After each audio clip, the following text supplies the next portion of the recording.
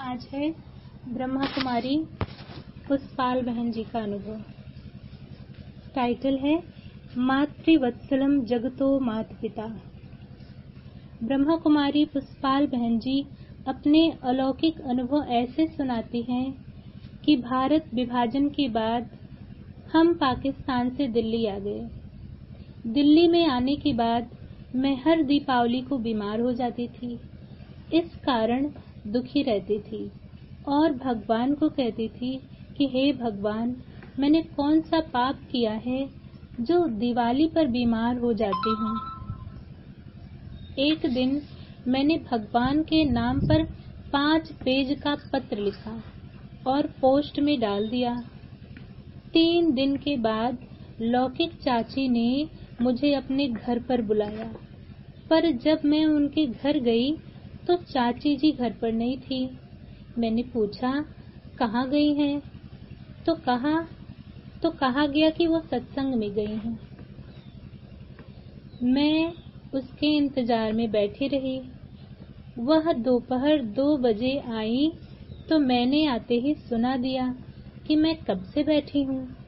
वह इतनी खुशी में थी कि मेरे बोलने का उस पर कोई असर नहीं हो रहा था। मुझे महसूस हुआ कि इसको अजीब सा सुख मिला है जो अपनी मस्ती में है। चाची ने मुझे कहा कि एक दिन तुम मेरे साथ आश्रम चलकर देखो।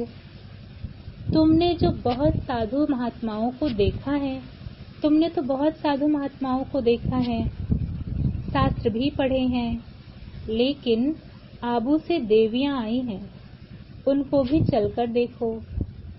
उन देवियों ने 14 साल तपस्या की है। चाची के इतना कहने के बाद मेरे मन में उत्सुकता हुई कि जाकर देखें। अगला टॉपिक है पहले ही प्रश्न में फेल हो गई। दूसरे दिन उनके साथ दिल्ली कमला नगर आश्रम पर गई। देखा कि एक छोटा सा कमरा, उसमें 3 बहनें योग में बैठी थी। उनको देखते ही मन में बहुत खुशी हुई, क्योंकि उनके चेहरे की अलौकिक आभा से और वहां के शुद्ध तथा शांत वातावरण से मन प्रफुल्लित हो गया। वहां जाने से पहले मन में था कि मैंने तो बहुत शास्त्र आदि पढ़े हैं, संस्कृत भी सीखी है, वे लोग मुझे क्या बताएंगी।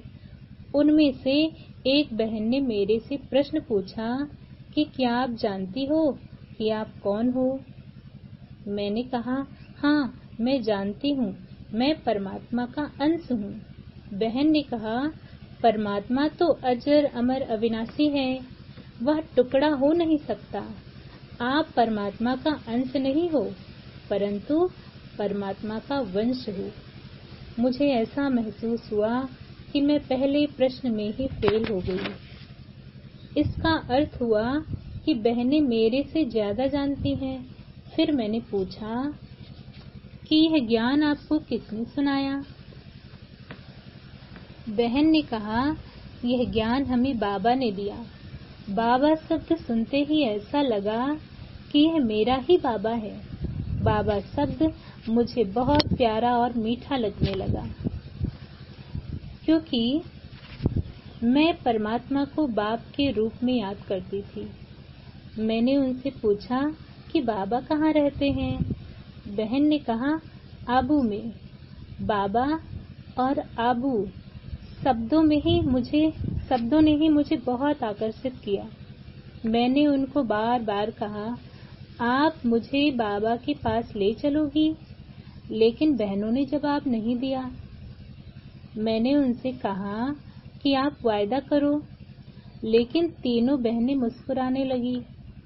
मैं फिर दोहराने लगी तो मेरी चाची घबराने लगी कि पहले तो आश्रम पर आने को तैयार नहीं थी और अभी यहाँ से जाने को तैयार नहीं है।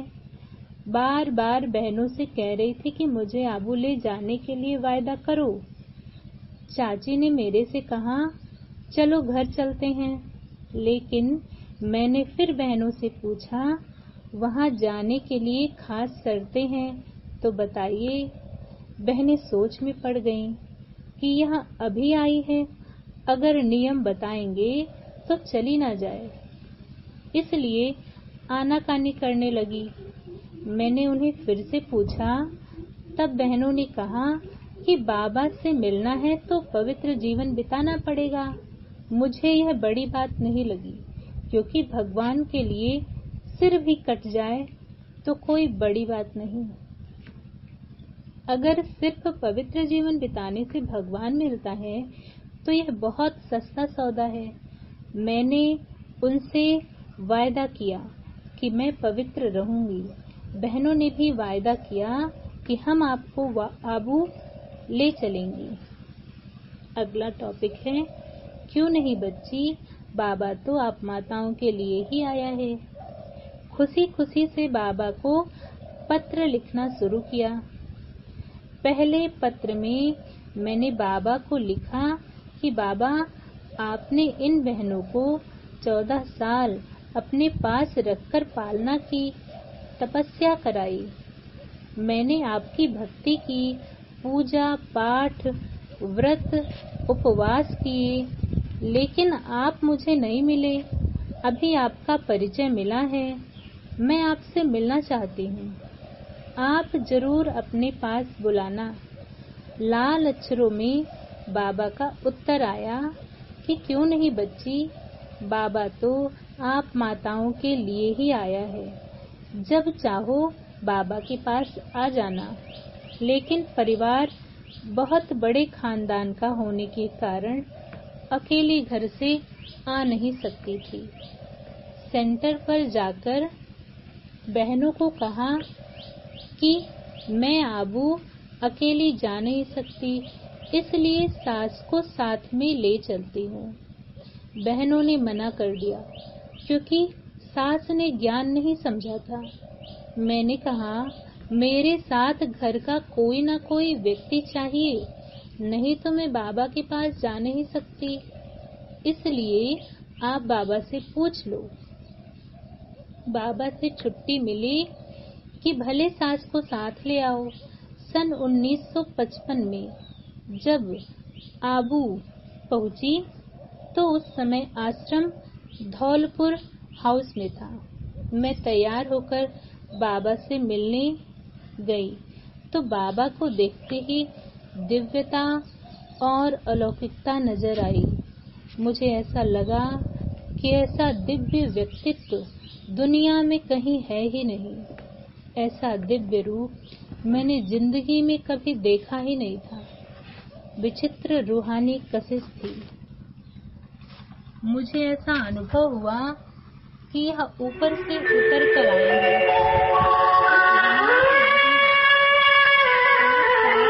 मैं बाबा को देखते देखते किसी दूसरी दुनिया में चली गई, जहाँ आनंद ही आनंद था। मेरी तंद्रा टूटी तो बाबा ने कहा कि यह कल्प पहले वाली बच्ची है, बाप को पहचाना है।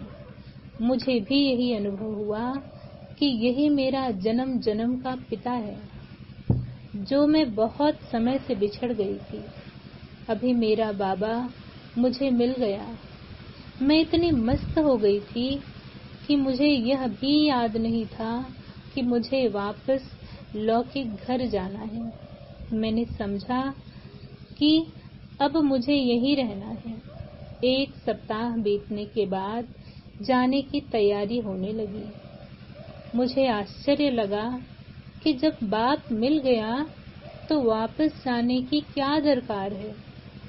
मैं बाबा के पास जाकर कहने लगी कि बाबा, मुझे कहीं नहीं जाना है, आपके पास ही रहना है। तब बाबा ने बड़े स्नेह से कहा, हाँ बच्ची, तुमको कहीं नहीं जाना है, तुम्हें बाबा के पास ही रहना है। बाबा ने इतना कहा तो मैं शांत हो गई। जब मैं शांत हो गई तो बाबा ने कहा, बच्ची, तुम्हें जाना नहीं है, तुम्हें तो सेवा करके अन्य आत्माओं को लाने जाना है। अगर यह बहनें सेवा पर नहीं जाती तो तुम यहाँ कैसे आती? इसलिए बाबा तुम्हें सेवा पर भेज रहा है। तुम जाकर सेवा करेंगी तो और बच्चे बाबा से मिलने आएंगे। तुम लौकिक घर थोड़े ही जा रही हो। जब बाबा ने ऐसा कहा तो मैंने सेवा पर जाना स्वीकार कर लिया। हमने बैलगाड़ी पर सामान रखा और बाबा से विदाई ले पैदल बस स्टैंड गए। उस समय साधन कम थे, लेकिन साधना बहुत थी। मधुबन में आते ही हर एक आत्मा अलौकिकता का अनुभव करती थी। मम्मा बाबा के सामने आते ही हर आत्मा अलौकिक अनुभूतियों में डूब जाती थी, शरीर से परे हो जाती थी। दिल करता था कि सदा हम इसी अलौकिक दुनिया में रहें। अगला टॉपिक है निश्चय की परीक्षा आरंभ हो गई। बाबा के मिलने से पहले ही मेरी पवित्र रहने की इच्छा हो रही थी। जब मधुबन में बाबा से मिलकर वापस घर आई तो पति के रूप में दिखाई नहीं पड़ता था। कभी मुझे संकल्प तक नहीं आया कि यह मेरा पति है। ऐसा लगता था कि जैसे यह आत्मा भाई है। इतनी आत्मिक दृष्टि पक्की हो गई थी। लौकिक पति ने भी 3 वर्ष सहयोग दिया, कभी तंग नहीं किया, कभी विकारी भावना से नहीं देखा। 3 साल तक हमारे जीवन में सुख शांति रही। आश्रम पर आने वाले भाई बहनों को आश्चर्य लगता था कि कैसे पति ने सहयोग दिया, हालांकि वह आश्रम पर नहीं आता था। सभी कहते थे कि ईश्वरीय जीवन बड़ा कठिन है, लेकिन मैं कहती थी कि यह बहुत सहज है। 3 वर्ष के बाद पति को लोगों ने भड़काया तो उनकी भावना भी बदल गई और मुझे आश्रम जाने से रोकने लगा, तंग करना शुरू किया, उल्टा सुल्टा बोलने लगा। मैं जब आश्रम जाने के लिए सुबह सुबह तैयार होती थी तो बच्चियां मतलब सुधा और रानी, पुष्पाल बहन की बेटी, भी तैयार हो जाती थी। पति गुस्से से बोलता था कि तुम जाती हो और बच्चियों को भी ले जाती हो। इसलिए वह मुझे आश्रम जाने से रोकता था और कहता था कि सुबह 4 बजे आश्रम नहीं जाया करो, तुम्हें रात भर सिर में दर्द रहता है और उल्टी होती है, इसलिए तुम विश्राम करो। मुझे सिर दर्द इसलिए होता था कि मैं दिन में बाबा की सर्विस करने बाहर जाती थी। कड़ी धूप होती थी। लौकिक में कभी धूप में व बस में जाने की आदत नहीं थी। इस कारण पति सुबह जाने से मना करता था। मैं कहती थी कि मैं ठीक हूँ, कि ठीक है, मैं नहीं जाऊंगी, आप सो जाइए। जब वह सो जाता था तो मैं आश्रम चली जाती थी। और आगे कल पढ़ेंगे। अभी पानी चार्ज करते हैं। पानी सामने लाएंगे।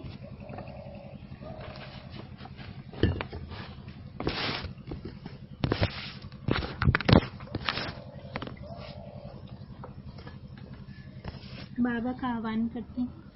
देखते हैं बाबा सिर के ऊपर है। बाबा से कनेक्ट हो जाते हैं और अफर्मेशन से पानी को चार्ज करते हैं। पानी को देखते रहेंगे और नैनों से और मस्तक से किरणों को जाता हुआ अनुभव करेंगे और जो अफर्मेशन दिया जाएगा उसको साथ साथ विजुअलाइज भी करते रहेंगे। इस जीवन की अनंतता में जहाँ मैं हूँ, सब संपूर्ण और परिपूर्ण है। मैं शिव बाबा के साथ एकाकार हूँ। मेरा अमृत वेला 3 से 5 रेगुलर और बहुत शक्तिशाली होता है। मेरे दिन की शुरुआत पहले संकल्प से ही परमात्मा के प्रति आभार और खुशी के साथ शुरू होती है। मेरे जीवन का प्रत्येक क्षण नया, ताजा और सजीव है। मैं मास्टर सर्वशक्तिवान हूँ। जो शक्तियाँ शिव बाबा में हैं, वो मुझ में भी हैं। मैं आत्मा समय पर सर्व शक्तियों व वरदानों को कार्य में लगाने वाली वरदानी मूर्त हूँ। मैं दिव्य सफलता के लिए एक चुंबक हूँ। मेरा हर शुभ संकल्प मुझे विजय, सफलता व गौरव की ओर अग्रसर करता है। मैं आत्मा हर कर्म करने से पहले स्वमान में स्थित होकर ही कार्य शुरू करती हूँ। मैं आत्मा शरीर को भोजन स्वीकार कराते वक्त पूरी तरह से बाबा की याद में रहती हूँ। किसी भी आत्मा से बात करते वक्त मेरा ध्यान उसकी भ्रिकुटी में ही रहता है। मेरा अंतर्मन सिर्फ सकारात्मक, स्वमान युक्त व श्रीमत के संकल्पों को ही धारण करता है व व्यर्थ संकल्पों को तुरंत बाहर फेंक देता है। मैं सदा उमंग उत्साह से भरपूर, खुशनुमा, मन दुरुस्त व तंदुरुस्त आत्मा हूँ। मेरा शरीर मेरा अच्छा मित्र है। यूनिवर्स में हमारे लिए सब कुछ भरपूर है। मैं आत्मा सुख, शांति, प्रेम, आनंद, ज्ञान, पवित्रता व शक्ति का सूर्य हूँ। मैं आत्मा और लौकिक युगल संपूर्ण पवित्रता का खुशी खुशी पालन करते हैं। लौकिक संतानें चरित्रवान, पवित्र, आज्ञाकारी व सात्विक विचारों वाली देवकुल की महान आत्माएं हैं। पूरा लौकिक परिवार हजार भुजाओं वाले बाप दादा की छत्र छाया में सुरक्षित है। लौकिक परिवार की सभी आत्माएं तन से, मन से, धन से स्वस्थ हैं, संपन्न हैं व यज्ञ स्नेही सहयोगी हैं।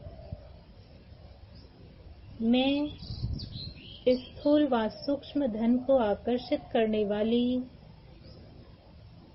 मैग्नेट हूँ। मेरा लाभ हर कहीं और हर किसी से आ रहा है। मेरा भविष्य उज्जवल, आनंदमय और सुरक्षित है। मैं विश्व का एक प्यारा बच्चा हूँ। मेरी दुनिया में सब कुछ अच्छा है। Thank you water, thank you, thank you, thank you, love you.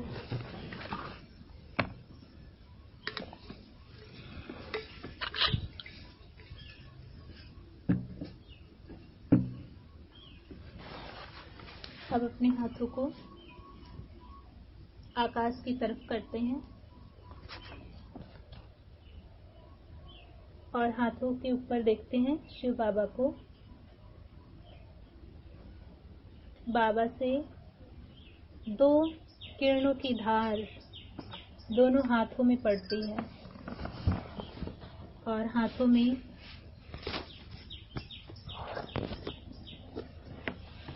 गोल गोल जैसे छोटे छोटे बॉल घूम रहे हों। हाथों में प्राण शक्ति, संजीवनी शक्ति का, हीलिंग एनर्जी का आह्वान करते हैं।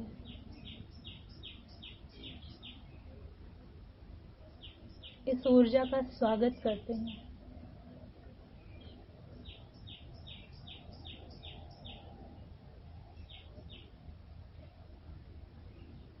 दोनों हाथों को रब करते हैं।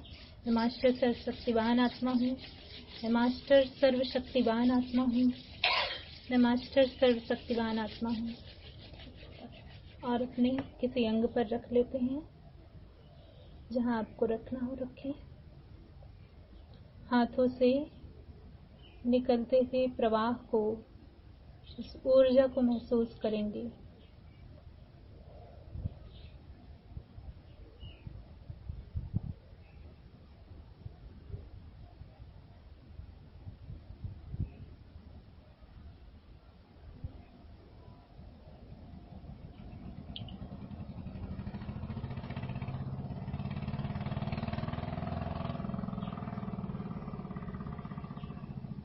फिर से करते हैं। मैं मास्टर सर्वशक्तिवान आत्मा हूँ। मैं मास्टर सर्वशक्तिवान आत्मा हूँ। मैं मास्टर सर्वशक्तिवान आत्मा हूँ। फिर से रख लेते हैं।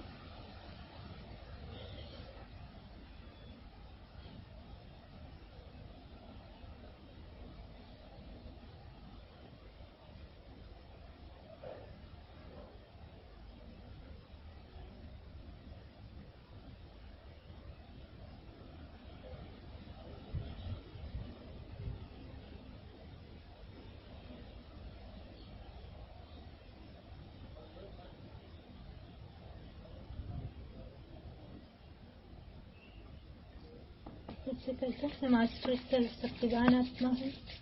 मैं मास्टर सर्वशक्तिवान आत्मा हूँ। मैं मास्टर सर्वशक्तिवान आत्मा हूँ।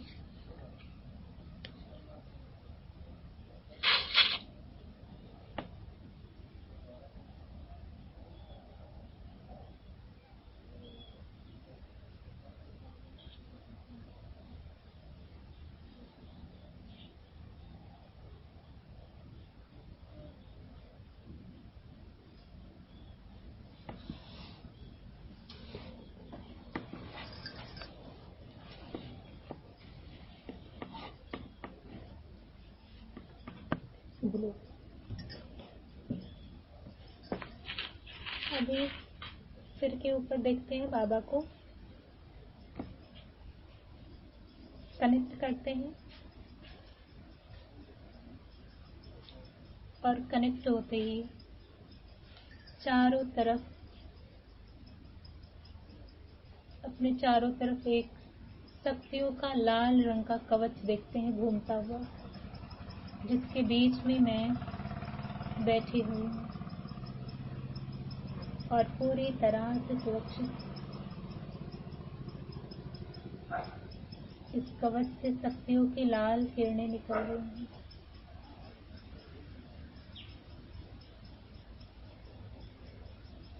अब लौकिक संबंधियों को देखते हैं। एक एक करके भृकुटी में आत्मा देखेंगे, कनेक्ट करेंगे और कनेक्ट करते ही चारों तरफ शक्तियों का लाल कवच प्रकट हो जाता है।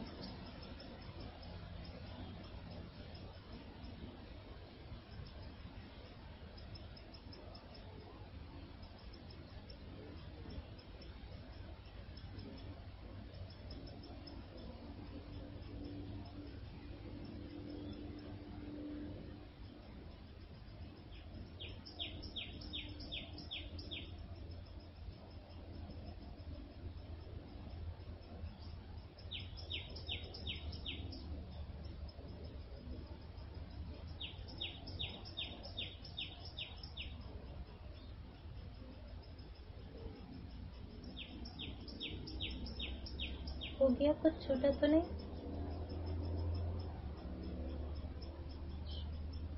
आवाज आ रही है?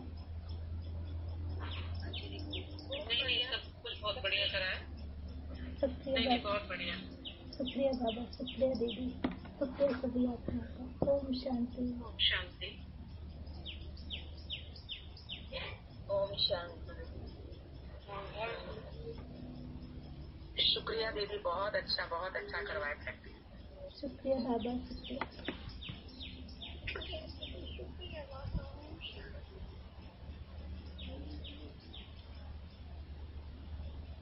ओम शांति दीदी। शुक्रिया बाबा। ओम शांति। शुक्रिया बाबा। शुक्रिया मामा, शुक्रिया दीदी। ओम शांति।